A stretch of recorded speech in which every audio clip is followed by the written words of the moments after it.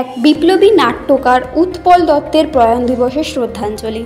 This channel does not promote any violence, harmful or illegal activities. All content provided by this channel is meant for an educational purpose only. Utpal Dutta ছিলেন একজন বাঙালি অভিনেতা, নাট্যকার, নির্দেশক এবং রাজনৈতিক কর্মী। তিনি বাংলা থিয়েটারকে নতুন দিশা দিয়েছিলেন এবং গণনাট্য আন্দোলনের একজন গুরুত্বপূর্ণ ব্যক্তিত্ব ছিলেন। তিনি প্রায় অর্ধ শতাব্দী ধরে মঞ্চ ও চলচ্চিত্র জগতে কাজ করেছেন। উৎপল দত্তের জন্ম 29 মার্চ 1929 সালে ভারতের বরিশালে, বর্তমান বাংলাদেশ। তার বাবা ছিলেন সুরেন্দ্রনাথ দত্ত।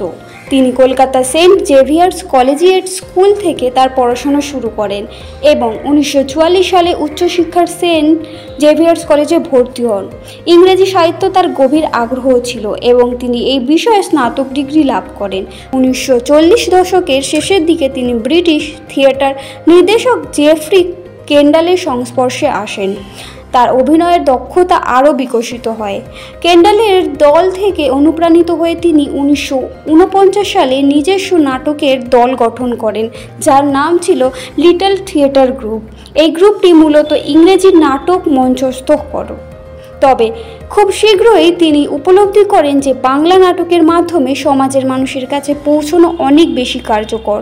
তাই 1953 সালে তিনি সম্পূর্ণভাবে বাংলা নাটক মঞ্চস্থ করা শুরু করেন। 1950-এর দশকের মাঝামাঝি সময় উৎপল দত্তের নাট্য জীবনের একটি বড় পরিবর্তন আসে।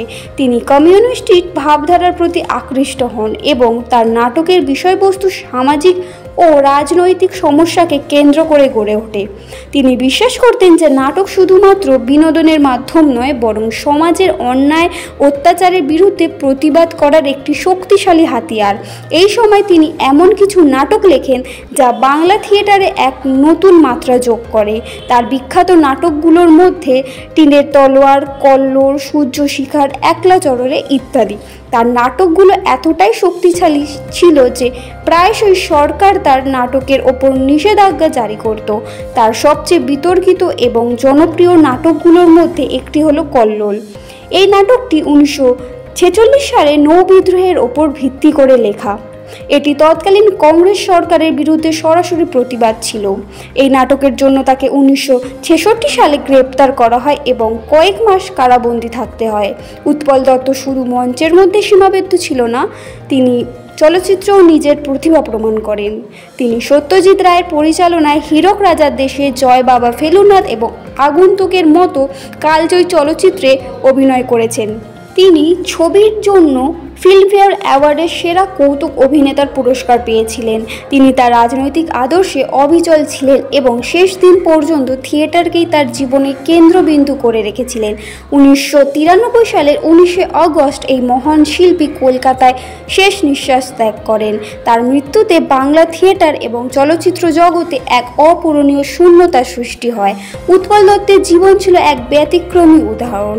তিনি ছিলেন একজন দূরদর্শী শিল্পী, যিনি শুধু মনোরঞ্জনই করেননি, বরং শিল্পের মাধ্যমে সমাজের বিবেককে জাগিয়ে তুলেছেন। তার নাটক এবং অভিনয় আজও হাজারো মানুষকে অনুপ্রাণিত করে।